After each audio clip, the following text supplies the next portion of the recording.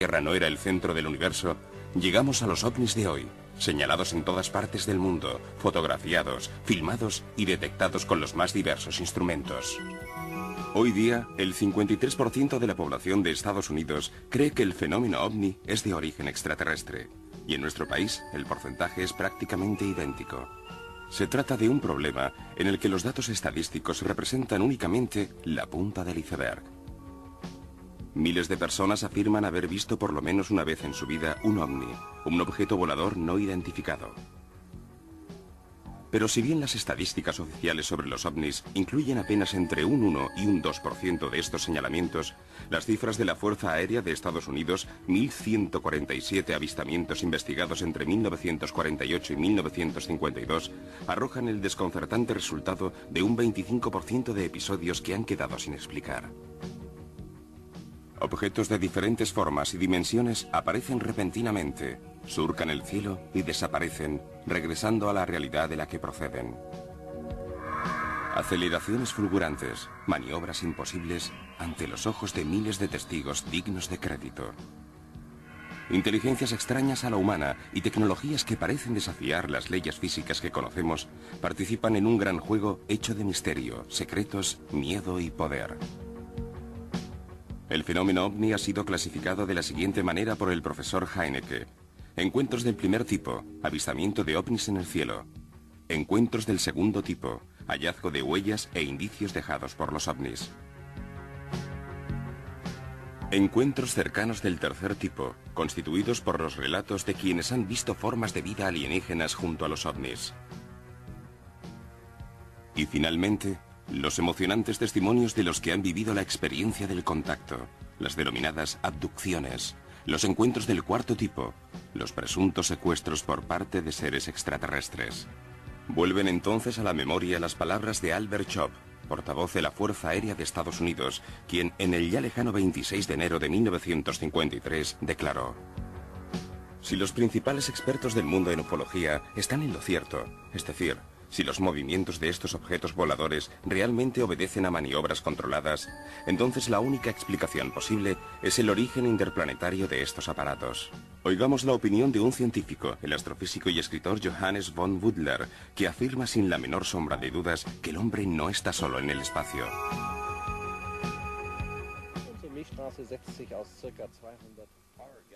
Nuestra galaxia, la Vía Láctea, está formada aproximadamente por 200.000 millones de estrellas. Ahora bien, según nuestros cálculos, se ha establecido que el 60% de estos 200.000 millones de estrellas están rodeadas de planetas. Es el caso de nuestro sistema solar, en el cual el Sol está acompañado de 9 planetas. A una distancia de unos 16 años luz de nosotros, hay 47 estrellas que presentan condiciones semejantes a las de nuestro Sol. El Sol es una estrella tipo G2, de tamaño óptimo, con una edad de unos 5.000 millones de años, cercana a las 47 estrellas que acabo de mencionar. La probabilidad estadística de que exista vida en otros sistemas planetarios es muy elevada, pero hay que añadir que la mayor parte de las otras estrellas de la Vía Láctea son mucho más antiguas que el Sol. Podemos suponer, por tanto, que existen muchas otras civilizaciones antiguas, civilizaciones que desde el punto de vista tecnológico están mucho más avanzadas que nosotros. ¿Considera posible que habitantes de esos planetas visiten nuestro mundo? ¿Cómo consiguen cubrir las enormes distancias que nos separan? Puesto que prácticamente todas las estrellas de la Vía Láctea tienen el doble de edad que nuestro Sol, es lícito suponer que en nuestra propia galaxia existen otras civilizaciones poseedoras de vastos conocimientos de física y de tecnologías muy avanzadas. Si consideramos el enorme progreso tecnológico logrado por la humanidad en los últimos 50 años, es posible imaginar el grado de desarrollo de una civilización que esté, por ejemplo, 2 millones de años más avanzada que la nuestra. En la búsqueda de un overdrive, una especie de marcha forzada para cubrir distancias interestelares, los científicos han trabajado sobre diversos modelos teóricos, entre ellos los enunciados de Einstein, según los cuales existen agujeros gravitacionales creados por el colapso de las estrellas cuando éstas desaparecen de nuestro continuo espacio temporal. Por consiguiente, siempre en el plano teórico, sería posible avanzar en el espacio y retroceder en el tiempo, llegando así a lo que denominamos tiempo cero. La propia teoría de la relatividad demuestra que la dilatación del tiempo es una realidad. Viajando muy velozmente en el espacio-tiempo, el tiempo prácticamente se detiene. Así pues, tanto en el aspecto físico como en el tecnológico, en los próximos decenios o siglos podremos realizar descubrimientos que nos abrirán las puertas de los viajes interestelares. Y estoy seguro de que las civilizaciones extraterrestres ya están utilizando estas tecnologías para explorar otros mundos. Para los científicos más conservadores, esto no es más que ciencia ficción. Sin embargo, hace apenas 40 años, gran parte de los tradicionalistas no creían posible que el hombre pudiera llegar a la Luna. Nuestros conocimientos sobre el espacio están aumentando día a día, modificando así la forma de encuadrar el problema de nuestra posición en el universo. Para von Butler, el principal interrogante en el día de hoy se formula en términos de hipotéticos contactos con seres extraterrestres, probablemente humanoides. Conocemos bien, porque han sido objeto de estudios profundos, antiguas tradiciones que nos dicen que nuestra especie fue creada gracias a la llegada a la Tierra de una civilización humanoide extraterrestre y que esa civilización ha intervenido en nuestra evolución.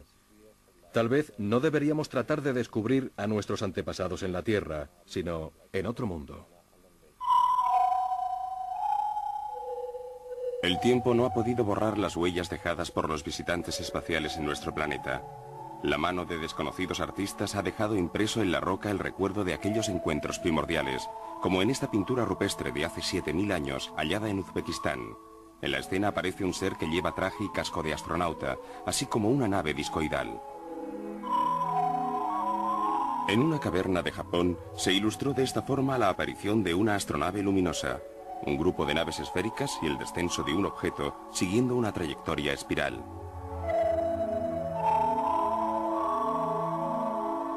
En estas pinturas rupestres del sur de Francia, que datan de hace 15.000 años, aparecen numerosas imágenes de discos voladores que un arqueólogo francés ha catalogado como ovnis de la Edad de Piedra.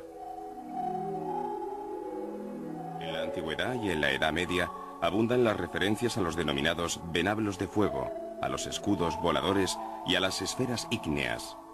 En un fresco que se encuentra en un monasterio de la antigua Yugoslavia y en esta pintura de la iglesia más antigua de Georgia, dos misteriosos objetos voladores parecen presenciar la crucifixión de Cristo. El orientalista Zakaria Sitchin ha descubierto indicios de visitas extraterrestres en antiguos textos sumerios cuneiformes. En concreto, en mi libro El 12º planeta, he podido desarrollar específicamente mis estudios sobre los escritos de la civilización sumeria, la primera forma de civilización humana conocida que ya estaba establecida hace 6000 años. En sus tablillas de arcilla, los sumerios relataron muchos acontecimientos de la historia y de la prehistoria. Muchos de mis colegas conocen estos relatos y los consideran mitos. Yo, en cambio, me he preguntado, y también he dirigido la pregunta a otros investigadores, si en lugar de mitos no serán más bien historias verdaderas. Porque con notable precisión en relación con acontecimientos referidos también en la Biblia, especialmente en el libro del Génesis, estos escritos ponen de manifiesto la existencia de otro gran planeta en nuestro sistema solar, al que los sumerios llamaban Nibiru. Al parecer, este planeta se acerca a nosotros una vez cada 3600 años, pasando entre Marte. Según los antiguos escritos, los habitantes de este planeta, llamados Anunnaki, que significa los que descendieron del cielo a la Tierra, llegaron por primera vez a nuestro planeta hace unos 450.000 años. Vinieron con una misión precisa, pero esa es otra historia. Y durante su estancia desarrollaron muchas actividades, de las que también existen referencias en las Sagradas Escrituras. Entre ellas, por ejemplo, el proceso de ingeniería genética, gracias al cual nosotros, usted y yo, es decir, el Homo sapiens, fuimos creados. Los ovnis hicieron su aparición oficial 2 años después de la bomba de Hiroshima. El 24 de junio de 1947, Kenneth Arnold, un piloto civil, afirmó haber visto 9 objetos centelleantes sobre el monte Rainier, en el estado de Washington. Dijo que parecían platillos voladores. marcando así el nacimiento de uno de los grandes mitos del siglo XX. Comenzaron a señalarse platillos voladores a lo largo y ancho del territorio de Estados Unidos, hasta el punto de obligar al ejército y a la aviación norteamericana a ocuparse de los misteriosos intrusos. El primer programa de detección instrumental se puso en práctica en Alaska, porque se creía que los objetos voladores entraban en la atmósfera terrestre por las regiones polares. Los servicios secretos de la Fuerza Aérea mandaron instalar los dispositivos más avanzados a bordo de aviones de caza y bombarderos B-29 de reconocimiento a gran altitud. Eran detectores de anomalías del campo magnético, analizadores de emisiones de radiofrecuencia y cámaras de cine de 16 milímetros, las llamadas gun cámaras o cámaras ametralladoras. Los pilotos llevaban además cámaras fotográficas de 8, 16 y 35 milímetros, así como aparatos de fotografía periodística, como la cámara Fairchild 8x10, la más precisa y avanzada de la época.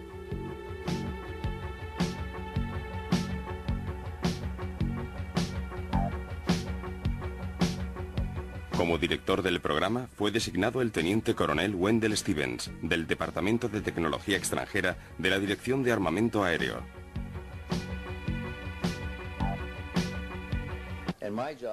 Tenía bajo mi mando a los equipos técnicos y a la tripulación de los aviones. Antes de cada misión, les explicaba el tipo de instrumentos que iban a llevar, cómo utilizarlos para sacarles el máximo provecho y qué buscar. Cuando regresaban, tenían que presentar un informe primero al Departamento de Operaciones y después a mí, porque una parte esencial del programa entraba dentro de mis competencias, más concretamente, la eventual detección de objetos anómalos en el transcurso de las misiones sobre el Ártico. A veces los informes eran muy interesantes. En ese caso, yo recogía sus declaraciones y redactaba un informe que después enviaba a Washington. Los tripulantes de los aviones describían objetos que se acercaban y entraban en rumbo de colisión con los bombarderos, pero eran capaces de detenerse y acelerar en dirección contraria a la misma velocidad que nuestros aviones. Podían acompañar a los aviones de reconocimiento durante varios minutos, para luego alejarse rápidamente. Se observaron objetos voladores capaces de desplazarse a una velocidad 10 veces superior a la de los B-29 y casos en que los objetos acompañaban a un B-29 en vuelo de formación durante varios minutos. Al final de una misión con avistamiento, todo el material registrado, las cintas, las películas y las placas, se retiraba de los contenedores, se catalogaba, se registraba y se guardaba en una caja metálica que se ataba con una cadena a la muñeca de un oficial que lo llevaba a Washington esa misma noche. Esto sucedió unas 3 o 4 veces al mes durante los 18 meses que estuve al frente del proyecto en Alaska. ¿Qué descripción de esos objetos ofrecían los pilotos? En la mayoría de los casos, referían el avistamiento de objetos discoidales, completamente diferentes de cualquier configuración aerodinámica conocida en aquella época. Los vieron volar por encima y por debajo de sus aviones, los vieron posados sobre el casquete polar. Lo más extraño es que nosotros necesitábamos un gran dispositivo de apoyo para hacer volar los B-29 en aquel ambiente. Grandes generadores de calor, camiones cisterna, etc. Y en cambio, esos objetos se posaban simplemente sobre el hielo, sin que hubiera nada a su alrededor, sin ningún dispositivo de apoyo visible. Llegaban, aterrizaban y volvían a despegar sin ningún apoyo logístico. Algunos los vieron despegar tranquilamente de la banquisa, posarse en el mar y desaparecer bajo la superficie del agua, mientras que otros los vieron emerger a la superficie, salir del agua y volar. Cosas que evidentemente superaban con mucho la tecnología de entonces. Estábamos en 1947.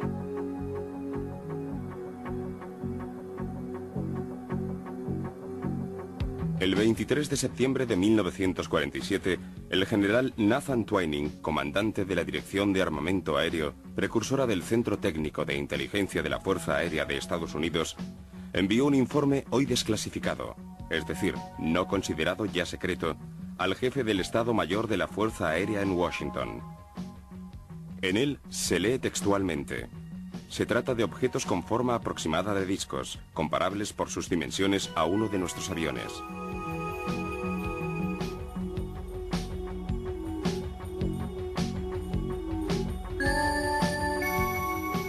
En el punto 6 de su informe, Twining dice: se calcula que su velocidad de crucero supera los 300 nudos. Y formula la hipótesis de que países extranjeros estén en posesión de una forma de propulsión nuclear.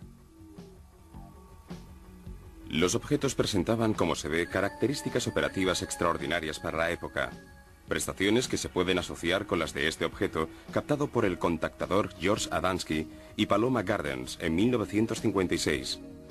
Y más de 20 años después, con las evoluciones de este cuerpo luminoso captado por un equipo televisivo australiano que parece dotado de una cúpula y de grandes ventanillas circulares a lo largo de su perímetro. El objeto se movía a tal velocidad que dejó este rastro en un solo fotograma,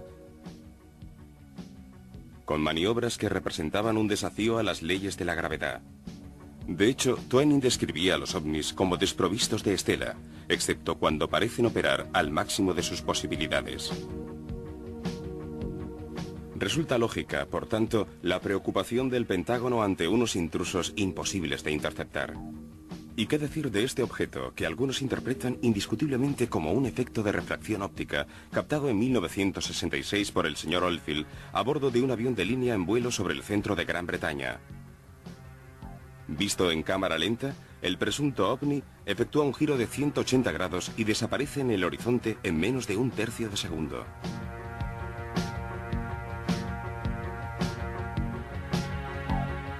En lo que respecta a la forma de los ovnis, en el informe de Twining se lee: forma circular o elíptica, con la superficie inferior plana y la superior abovedada. Veamos estas imágenes, conseguidas por un equipo televisivo neozelandés el 2 de enero de 1979. La parte superior del disco en rotación permite observar dos niveles, semejantes a los del ovni fotografiado por un periodista brasileño en 1952 en una playa de Río de Janeiro. El objeto, captado lateralmente, revela con claridad una cúpula. Así pues, esta es la clásica configuración de un platillo volador: compartimento, cúpula, anillo superior, anillo inferior y dispositivo de transmisión. ¿La fotografía de un ovni es prueba suficiente de que el objeto es real? No, no necesariamente. Aquí tenemos varias instantáneas, algunas muy sugestivas, que ocultan un origen fraudulento. Un mecánico norteamericano, Paul Villa, afirmó haber avistado y fotografiado estos ovnis el 16 de junio de 1963 y el 18 de abril de 1965 en los alrededores de Albuquerque, Nuevo México. Pero los ovnis de Villa no son más que modelos en miniatura, suspendidos de un hilo y hábilmente fotografiados sobre diferentes fondos naturales. El problema de las falsificaciones fotográficas en ufología se puede superar mediante investigaciones detalladas, entrevistas con los testigos, estudios en el lugar del avistamiento mediante relevamientos métricos y finalmente análisis del documento mismo con la ayuda del ordenador. Más difícil es producir falsas imágenes filmadas de ovnis. Resulta todavía discutible, aunque no se ha demostrado su falsedad, esta película tomada el 28 de febrero de 1965 por Marilyn Rollifer en el suburbio de Silver Springs, Washington, D.C. Las imágenes muestran un ovni de aspecto prácticamente idéntico a los fotografiados por George Adamski. En sus movimientos ondulantes, el objeto permite apreciar en la parte inferior unos dispositivos esferoidales móviles. Un objeto bastante similar fue observado por un agente de policía británico, el sargento Tony Dodd, en un episodio que marcó profundamente su vida. Fue en 1978.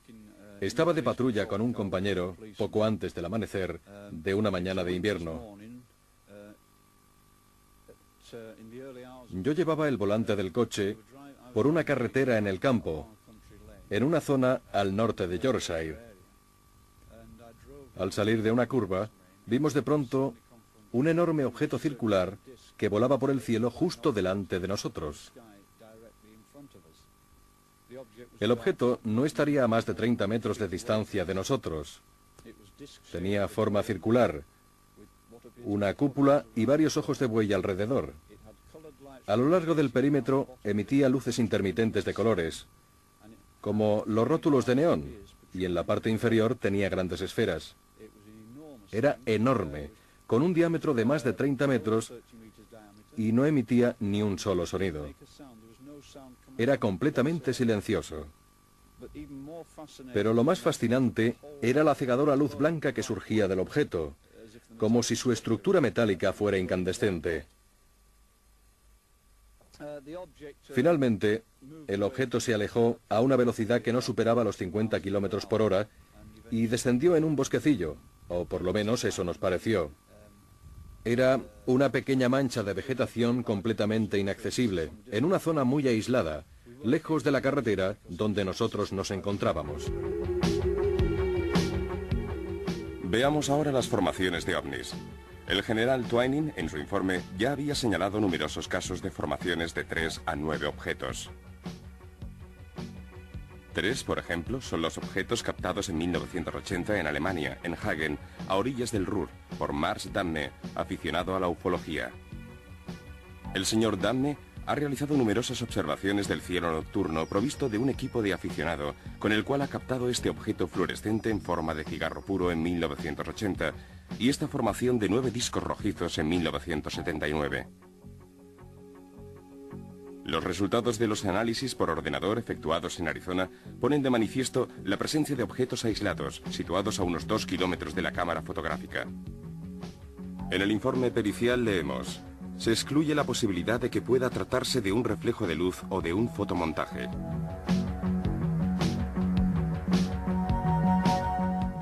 El 4 de junio de 1980, Damme filmó este objeto en forma de puro en el cielo de Hagen. Ovnis tubulares de grandes dimensiones, las llamadas naves nodrizas, han aparecido en todas partes a lo largo de la historia. Obsérvese, por ejemplo, este grabado de 1561 de Nuremberg o las fotografías obtenidas en 1951 por George Adamski con su telescopio.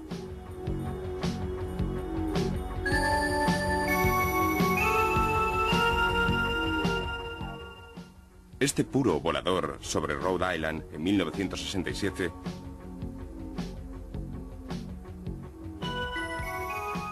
o este otro filmado en 1974 en el cielo de Kobe, en Japón. O el 3 de abril de 1990, con estas excepcionales tomas desde la ciudad rusa de Krasnodar, en el Cáucaso, durante un fenómeno que fue observado por miles de personas.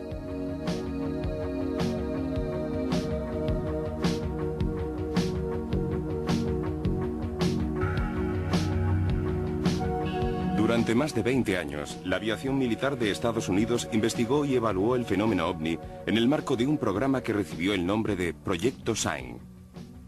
En 1952, el programa fue oficialmente rebautizado con el nombre de Proyecto Blue Book. En los expedientes reunidos dentro de este contexto, se analizaron 12.618 avistamientos, comprendidos entre 1952 y 1969. Casos 701 quedaron sin explicación. Entre ellos, los de mayor relevancia son quizá los avistamientos efectuados por pilotos, como el protagonizado por el comandante de Marina Graham Bethune en 1951. Yo estaba pilotando un avión de transporte sobre una ruta de vuelo nocturno en el Atlántico Norte entre Islandia y Terranova, alrededor de 3.000 metros de altura. De pronto noté a unos 10 o 15 grados de la proa, sobre la superficie del mar, una luz amarilla, como la de una ciudad vista desde arriba en la oscuridad. Sin embargo, nos encontrábamos a más de 300 millas de la costa. No podía ser una ciudad. Entonces pensé que podía tratarse de barcos iluminados, cuya presencia ignorábamos. El navegante me confirmó enseguida que en aquella zona no estaban previstas unidades navales y que estábamos muy lejos de la costa. Así pues, seguí observando aquellas luces y se las señalé a mi copiloto, el teniente Kington, y entre los dos continuamos la observación. Cuando nos acercamos a unas 30 o 35 millas, las luces parecieron delinear una forma, no de tipo circular, tal vez de la longitud de 2 barcos portaaviones y del ancho de 2 portaaviones. Cuando llegamos a unas 30 millas de distancia, las luces se apagaron. Sobre la superficie del agua quedó solamente un pequeño halo que empezó a aproximarse a nosotros con un color que pasaba del anaranjado al rojo, a un rojo violáceo, y a unos 400 o 500 pies debajo de nosotros se detuvo. Yo desconecté el piloto automático para tratar de perder altura, porque me pareció que estábamos en rumbo de colisión. Y en ese momento advertí que el objeto no avanzaba en vuelo nivelado. sino que estaba inclinado en un ángulo de alrededor de 45 grados. Permaneció de esa forma junto a nosotros durante unos segundos. Para entonces, varios miembros de la tripulación habían entrado en la cabina de mando. 2 de ellos incluso se hicieron daño. Finalmente, el objeto empezó a alejarse. En ese momento comprendí que se trataba de una aeronave desconocida, controlada por un piloto inteligente que evidentemente estaba interesado en nosotros. En unos segundos el objeto desapareció. Casi toda la tripulación había observado el fenómeno. Yo conecté nuevamente el piloto automático, marqué la ruta y me fui a la cola del aparato donde estaba el doctor Moser, que en esa época era comandante de la Marina. Le pregunté, doctor, ¿usted también lo ha visto? Y él me respondió, sí, yo también lo he visto. Era un platillo volante, pero no le he prestado atención porque no creo en esas cosas. Volví a la cabina de mando y le dije al teniente Jones, hagas lo que hagas, no se te ocurra decir que hemos visto un platillo volante, porque en cuanto bajemos nos encierran. Entonces él me dijo, demasiado tarde, acabo de contactar con la torre de control de Gander para saber si habían visto algo en sus pantallas. En ese momento nos dimos cuenta de que en tierra sabían que habíamos visto algo.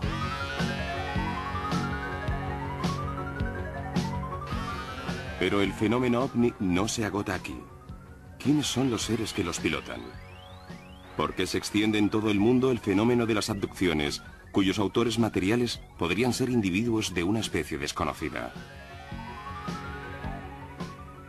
¿Qué consecuencias tienen esos secuestros para las personas sometidas a sus alucinantes reconocimientos médicos? ¿Qué quieren de nosotros?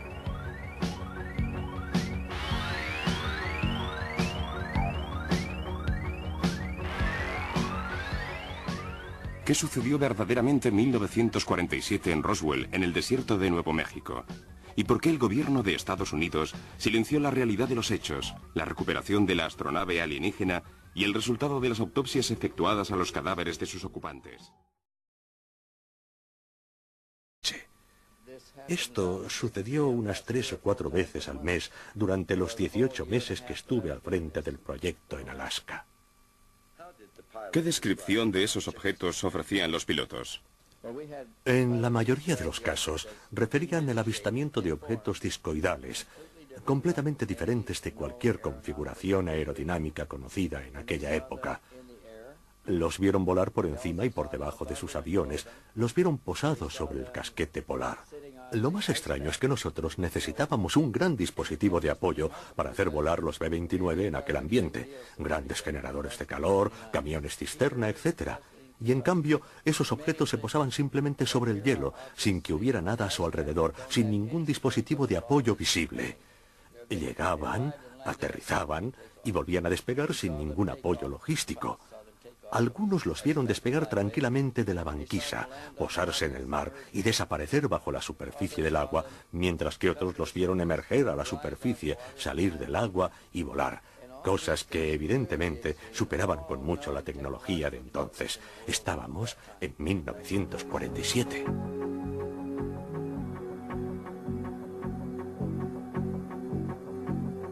El 23 de septiembre de 1947, el general Nathan Twining, comandante de la Dirección de Armamento Aéreo, precursora del Centro Técnico de Inteligencia de la Fuerza Aérea de Estados Unidos, envió un informe hoy desclasificado, es decir, no considerado ya secreto, al jefe del Estado Mayor de la Fuerza Aérea en Washington. En él se lee textualmente: se trata de objetos con forma aproximada de discos, comparables por sus dimensiones a uno de nuestros aviones.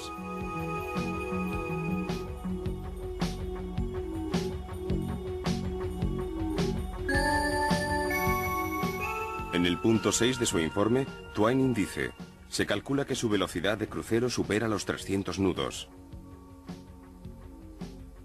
Y formula la hipótesis de que países extranjeros estén en posesión de una forma de propulsión nuclear. Los objetos presentaban, como se ve, características operativas extraordinarias para la época, prestaciones que se pueden asociar con las de este objeto, captado por el contactador George Adamski y Paloma Gardens en 1956. Y más de 20 años después, con las evoluciones de este cuerpo luminoso captado por un equipo televisivo australiano que parece dotado de una cúpula y de grandes ventanillas circulares a lo largo de su perímetro.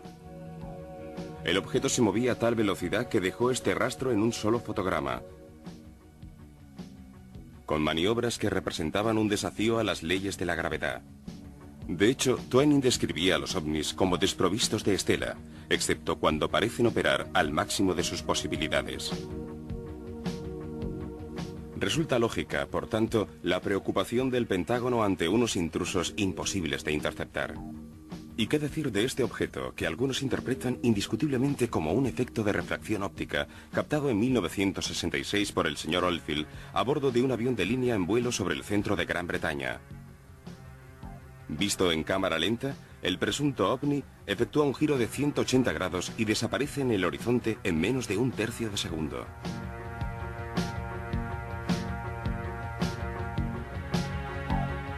En lo que respecta a la forma de los ovnis, en el informe de Twining se lee: forma circular o elíptica, con la superficie inferior plana y la superior abovedada. Veamos estas imágenes, conseguidas por un equipo televisivo neozelandés el 2 de enero de 1979. La parte superior del disco en rotación permite observar dos niveles, semejantes a los del ovni fotografiado por un periodista brasileño en 1952 en una playa de Río de Janeiro. El objeto, captado lateralmente, revela con claridad una cúpula. Así pues, esta es la clásica configuración de un platillo volador. Compartimento, cúpula, anillo superior, anillo inferior y dispositivo de transmisión. ¿La fotografía de un ovni es prueba suficiente de que el objeto es real? No, no necesariamente. Aquí tenemos varias instantáneas, algunas muy sugestivas que ocultan un origen fraudulento. Un mecánico norteamericano, Paul Villa, afirmó haber avistado y fotografiado estos ovnis el 16 de junio de 1963 y el 18 de abril de 1965 en los alrededores de Albuquerque, Nuevo México. Pero los ovnis de Villa no son más que modelos en miniatura, suspendidos de un hilo y hábilmente fotografiados sobre diferentes fondos naturales. El problema de las falsificaciones fotográficas en ufología se puede superar mediante investigaciones detalladas, entrevistas con los testigos, estudios en el lugar del avistamiento mediante relevamientos métricos y finalmente análisis del documento mismo con la ayuda del ordenador. Más difícil es producir falsas imágenes filmadas de ovnis. Resulta todavía discutible, aunque no se ha demostrado su falsedad, esta película tomada el 28 de febrero de 1965 por Marilyn Rollifer en el suburbio de Silver Springs, Washington, D.C. Las imágenes muestran un ovni de aspecto prácticamente idéntico a los fotografiados por George Adamski. En sus movimientos ondulantes, el objeto permite apreciar en la parte inferior unos dispositivos esferoidales móviles. Un objeto bastante similar fue observado por un agente de policía británico, el sargento Tony Dodd, en un episodio que marcó profundamente su vida. Fue en 1978. Estaba de patrulla con un compañero poco antes del amanecer de una mañana de invierno. Yo llevaba el volante del coche por una carretera en el campo, en una zona al norte de Yorkshire. Al salir de una curva, vimos de pronto un enorme objeto circular que volaba por el cielo justo delante de nosotros. El objeto no estaría a más de 30 metros de distancia de nosotros. Tenía forma circular, una cúpula y varios ojos de buey alrededor. A lo largo del perímetro emitía luces intermitentes de colores, como los rótulos de neón, y en la parte inferior tenía grandes esferas. Era enorme, con un diámetro de más de 30 metros y no emitía ni un solo sonido. Era completamente silencioso. Pero lo más fascinante era la cegadora luz blanca que surgía del objeto, como si su estructura metálica fuera incandescente. Finalmente, el objeto se alejó a una velocidad que no superaba los 50 kilómetros por hora y descendió en un bosquecillo, o por lo menos eso nos pareció. Era una pequeña mancha de vegetación completamente inaccesible, en una zona muy aislada, lejos de la carretera donde nosotros nos encontrábamos. Veamos ahora las formaciones de ovnis. El general Twining, en su informe, ya había señalado numerosos casos de formaciones de 3 a 9 objetos.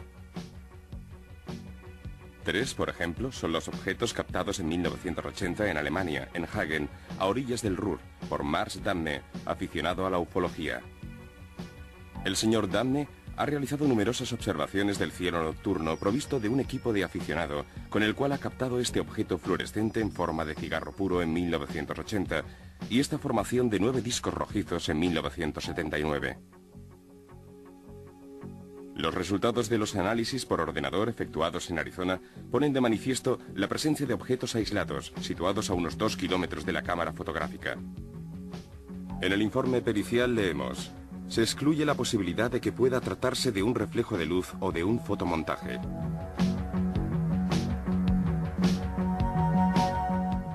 El 4 de junio de 1980, Damme filmó este objeto en forma de puro en el cielo de Hagen. Ovnis tubulares de grandes dimensiones, las llamadas naves nodrizas, han aparecido en todas partes a lo largo de la historia.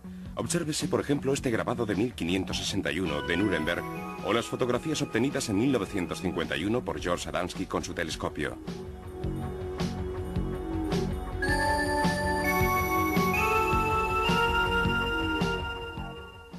Este puro volador sobre Rhode Island en 1967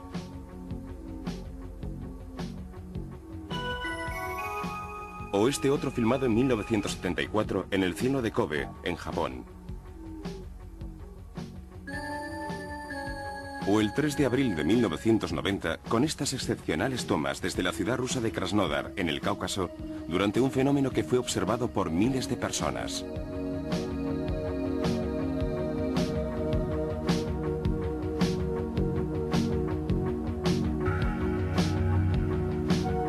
Durante más de 20 años, la aviación militar de Estados Unidos investigó y evaluó el fenómeno ovni en el marco de un programa que recibió el nombre de Proyecto Sign. En 1952, el programa fue oficialmente rebautizado con el nombre de Proyecto Blue Book. En los expedientes reunidos dentro de este contexto, se analizaron 12.618 avistamientos, comprendidos entre 1952 y 1969. De estos casos, 701 quedaron sin explicación. Entre ellos, los de mayor relevancia son quizá los avistamientos efectuados por pilotos, como el protagonizado por el comandante de Marina Graham Bethune en 1951. Yo estaba pilotando un avión de transporte sobre una ruta de vuelo nocturno en el Atlántico Norte entre Islandia y Terranova, alrededor de 3.000 metros de altura. De pronto noté a unos 10 o 15 grados de la proa, sobre la superficie del mar, una luz amarilla, como la de una ciudad vista desde arriba en la oscuridad. Sin embargo, nos encontrábamos a más de 300 millas de la costa. No podía ser una ciudad. Entonces pensé que podía tratarse de barcos iluminados, cuya presencia ignorábamos. El navegante me confirmó enseguida que en aquella zona no estaban previstas unidades navales y que estábamos muy lejos de la costa. Así pues, seguí observando aquellas luces y se las señalé a mi copiloto, el teniente Kington, y entre los dos continuamos la observación. Cuando nos acercamos a unas 30 o 35 millas, las luces parecieron delinear una forma, no de tipo circular, tal vez de la longitud de 2 barcos portaaviones y del ancho de 2 portaaviones. Cuando llegamos a unas 30 millas de distancia, las luces se apagaron.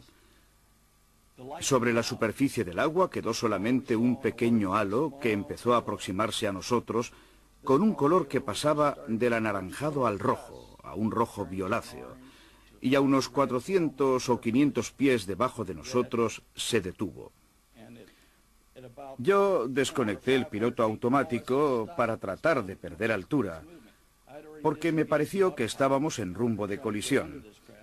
Y en ese momento advertí que el objeto no avanzaba en vuelo nivelado, sino que estaba inclinado en un ángulo de alrededor de 45 grados. Permaneció de esa forma junto a nosotros durante unos segundos. Para entonces, varios miembros de la tripulación habían entrado en la cabina de mando. 2 de ellos incluso se hicieron daño. Finalmente el objeto empezó a alejarse. En ese momento comprendí que se trataba de una aeronave desconocida, controlada por un piloto inteligente que evidentemente estaba interesado en nosotros. En unos segundos el objeto desapareció. Casi toda la tripulación había observado el fenómeno. Yo conecté nuevamente el piloto automático, marqué la ruta y me fui a la cola del aparato donde estaba el doctor Moser, que en esa época era comandante de la Marina. Le pregunté, doctor, ¿usted también lo ha visto? Y él me respondió, sí, yo también lo he visto. Era un platillo volante, pero no le he prestado atención porque no creo en esas cosas. Volví a la cabina de mando y le dije al teniente Jones, hagas lo que hagas, no se te ocurra decir que hemos visto un platillo volante, porque en cuanto bajemos nos encierran. Entonces él me dijo, demasiado tarde, acabo de contactar con la torre de control de Gander para saber si habían visto algo en sus pantallas. En ese momento nos dimos cuenta de que en tierra sabían que habíamos visto algo.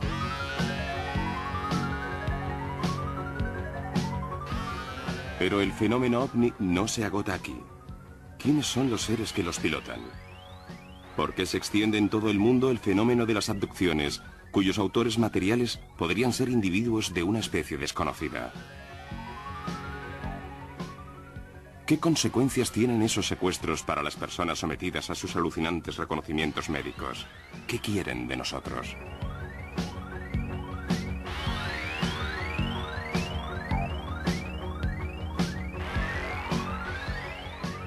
¿Qué sucedió verdaderamente en 1947 en Roswell, en el desierto de Nuevo México? ¿Y por qué el gobierno de Estados Unidos silenció la realidad de los hechos, la recuperación de la astronave alienígena y el resultado de las autopsias efectuadas a los cadáveres de sus ocupantes?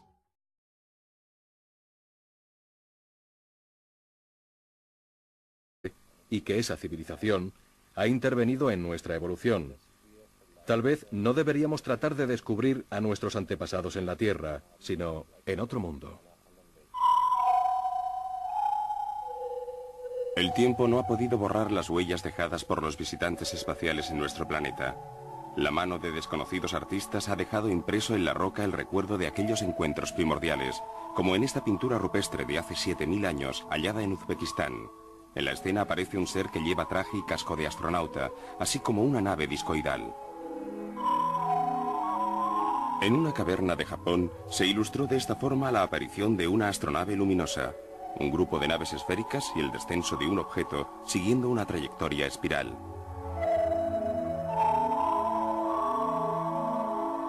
En estas pinturas rupestres del sur de Francia, que datan de hace 15.000 años, aparecen numerosas imágenes de discos voladores que un arqueólogo francés ha catalogado como ovnis de la Edad de Piedra.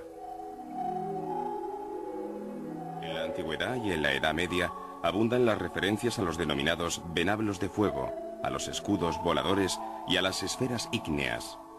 En un fresco que se encuentra en un monasterio de la antigua Yugoslavia y en esta pintura de la iglesia más antigua de Georgia, dos misteriosos objetos voladores parecen presenciar la crucifixión de Cristo. El orientalista Zacarías Sitchin ha descubierto indicios de visitas extraterrestres en antiguos textos sumerios cuneiformes.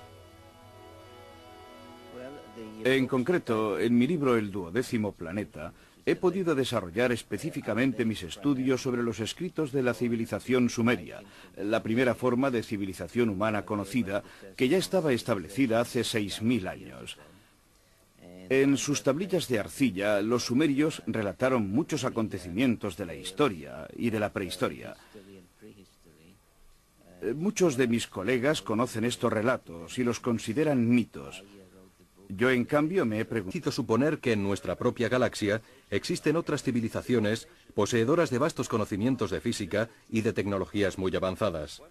Si consideramos el enorme progreso tecnológico logrado por la humanidad en los últimos 50 años, es posible imaginar el grado de desarrollo de una civilización que esté, por ejemplo, 2 millones de años más avanzada que la nuestra.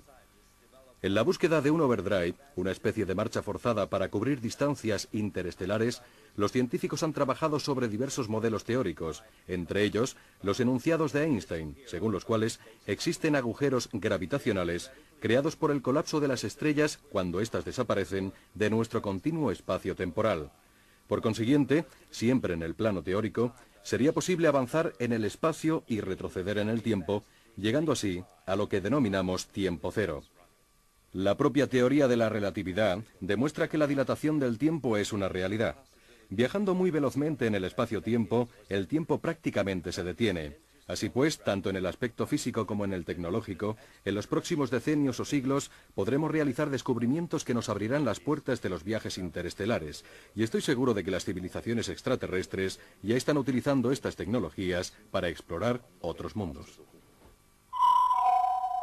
Para los científicos más conservadores, esto no es más que ciencia ficción. Sin embargo, hace apenas 40 años, gran parte de los tradicionalistas no creían posible que el hombre pudiera llegar a la Luna. Nuestros conocimientos sobre el espacio están aumentando día a día, modificando así la forma de encuadrar el problema de nuestra posición en el universo. Para von Butler, el principal interrogante en el día de hoy se formula en términos de hipotéticos contactos con seres extraterrestres, probablemente humanoides. Conocemos bien, porque han sido objeto de estudios profundos, antiguas tradiciones que nos dicen que nuestra especie fue creada gracias a la llegada a la Tierra de una civilización humanoide extraterrestre.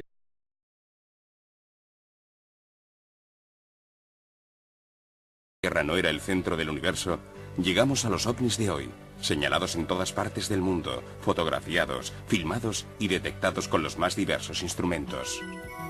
Hoy día, el 53% de la población de Estados Unidos cree que el fenómeno ovni es de origen extraterrestre, y en nuestro país el porcentaje es prácticamente idéntico. Se trata de un problema en el que los datos estadísticos representan únicamente la punta del iceberg. Miles de personas afirman haber visto por lo menos una vez en su vida un ovni, un objeto volador no identificado.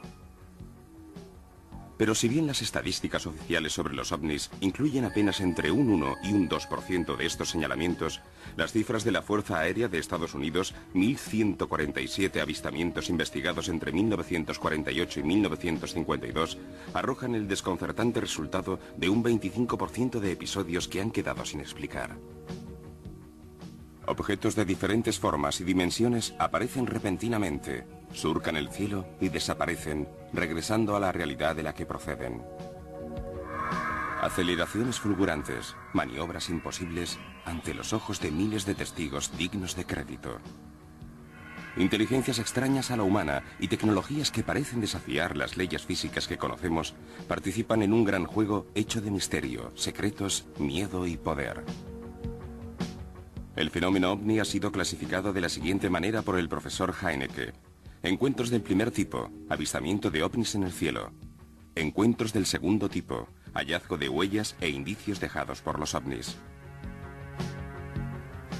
Encuentros cercanos del tercer tipo, constituidos por los relatos de quienes han visto formas de vida alienígenas junto a los ovnis. Y finalmente, los emocionantes testimonios de los que han vivido la experiencia del contacto, las denominadas abducciones.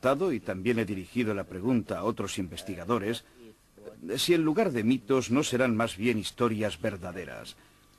Porque con notable precisión en relación con acontecimientos referidos también en la Biblia, especialmente en el libro del Génesis, estos escritos ponen de manifiesto la existencia de otro gran planeta en nuestro sistema solar, al que los sumerios llamaban Nibiru. Al parecer este planeta se acerca a nosotros una vez cada 3.600 años, pasando entre Marte. Según los antiguos escritos, los habitantes de este planeta, llamados Anunnaki, que significa los que descendieron del cielo a la Tierra, llegaron por primera vez a nuestro planeta hace unos 450.000 años. Vinieron con una misión precisa, pero esa es otra historia. Y durante su estancia desarrollaron muchas actividades, de las que también existen referencias en las Sagradas Escrituras. Entre ellas, por ejemplo, el proceso de ingeniería genética, gracias al cual nosotros, usted y yo, es decir, el Homo sapiens, fuimos creados. Los ovnis hicieron su aparición oficial 2 años después de la bomba de Hiroshima. El 24 de junio de 1947, Kenneth Arnold, un piloto civil, afirmó haber visto 9 objetos centelleantes sobre el monte Rainier, en el estado de Washington. Dijo que parecían platillos voladores.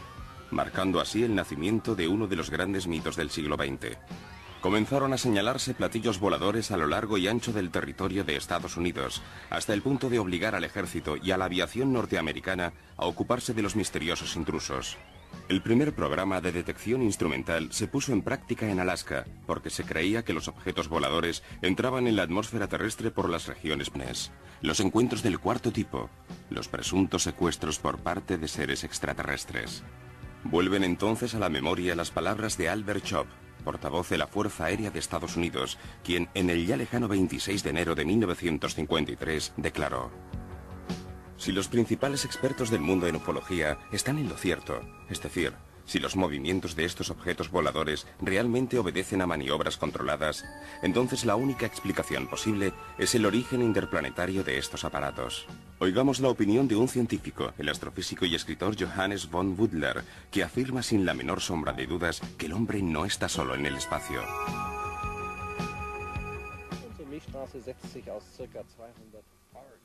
Nuestra galaxia, la Vía Láctea, está formada aproximadamente por 200.000 millones de estrellas. Ahora bien, según nuestros cálculos, se ha establecido que el 60% de estos 200.000 millones de estrellas están rodeadas de planetas. Es el caso de nuestro sistema solar, en el cual el Sol está acompañado de 9 planetas. A una distancia de unos 16 años luz de nosotros, hay 47 estrellas que presentan condiciones semejantes a las de nuestro Sol. El Sol es una estrella tipo G2, de tamaño óptimo, con una edad de unos 5.000 millones de años, cercana a las 47 estrellas que acabo de mencionar. La probabilidad estadística de que exista vida en otros sistemas planetarios es muy elevada, pero hay que añadir que la mayor parte de las otras estrellas de la Vía Láctea son mucho más antiguas que el Sol. Podemos suponer, por tanto, que existen muchas otras civilizaciones antiguas, civilizaciones que desde el punto de vista tecnológico están mucho más avanzadas que nosotros.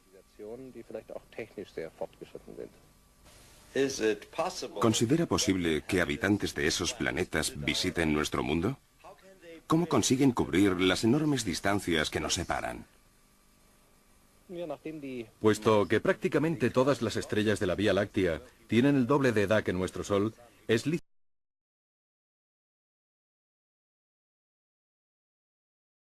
La Tierra no era el centro del universo, llegamos a los ovnis de hoy, señalados en todas partes del mundo, fotografiados, filmados y detectados con los más diversos instrumentos.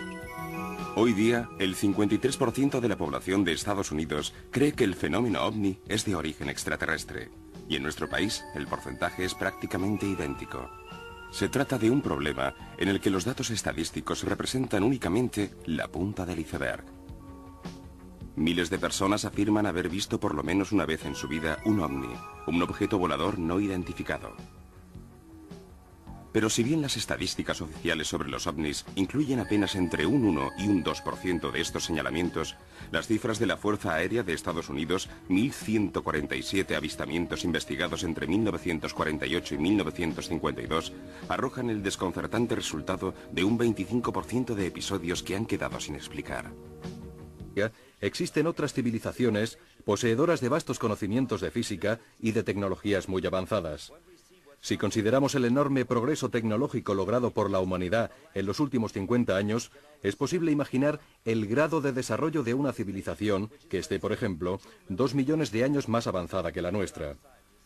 En la búsqueda de un overdrive, una especie de marcha forzada para cubrir distancias interestelares, los científicos han trabajado sobre diversos modelos teóricos, entre ellos los enunciados de Einstein, según los cuales existen agujeros gravitacionales creados por el colapso de las estrellas cuando éstas desaparecen de nuestro continuo espacio temporal. Por consiguiente, siempre en el plano teórico, sería posible avanzar en el espacio y retroceder en el tiempo, llegando así a lo que denominamos tiempo cero. La propia teoría de la relatividad demuestra que la dilatación del tiempo es una realidad. Viajando muy velozmente en el espacio-tiempo, el tiempo prácticamente se detiene. Así pues, añado de 9 planetas. A una distancia de unos 16 años luz de nosotros, hay 47 estrellas que presentan condiciones semejantes a las de nuestro Sol. El Sol es una estrella tipo G2, de tamaño óptimo, con una edad de unos 5.000 millones de años, cercana a las 47 estrellas que acabo de mencionar. La probabilidad estadística de que exista vida en otros sistemas planetarios es muy elevada, pero hay que añadir que la mayor parte de las otras estrellas de la Vía Láctea son mucho más antiguas que el Sol. Podemos suponer, por tanto, que existen muchas otras civilizaciones antiguas, civilizaciones que desde el punto de vista tecnológico están mucho más avanzadas que nosotros. ¿Considera posible que habitantes de esos planetas visiten nuestro mundo? ¿Cómo consiguen cubrir las enormes distancias que nos separan?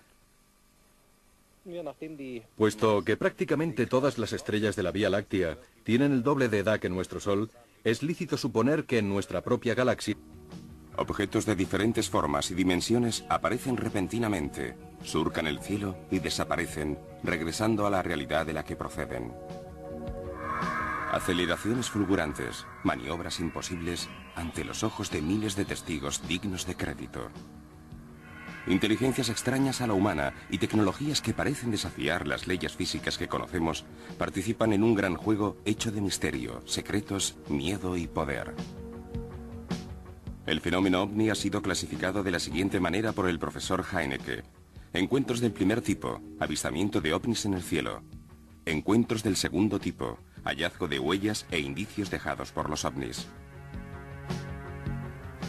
Encuentros cercanos del tercer tipo, constituidos por los relatos de quienes han visto formas de vida alienígenas junto a los ovnis. Y finalmente, los emocionantes testimonios de los que han vivido la experiencia del contacto, las denominadas abducciones, los encuentros del cuarto tipo, los presuntos secuestros por parte de seres extraterrestres. Vuelven entonces a la memoria las palabras de Albert Schopp, portavoz de la Fuerza Aérea de Estados Unidos, quien en el ya lejano 26 de enero de 1953 declaró: si los principales expertos del mundo en ufología están en lo cierto, es decir, si los movimientos de estos objetos voladores realmente obedecen a maniobras controladas, entonces la única explicación posible es el origen interplanetario de estos aparatos. Oigamos la opinión de un científico, el astrofísico y escritor Johannes von Butler, que afirma sin la menor sombra de dudas que el hombre no está solo en el espacio.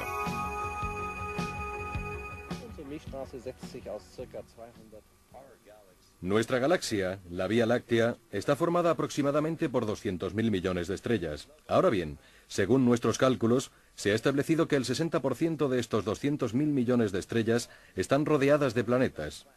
Es el caso de nuestro sistema solar, en el cual el Sol está acompañado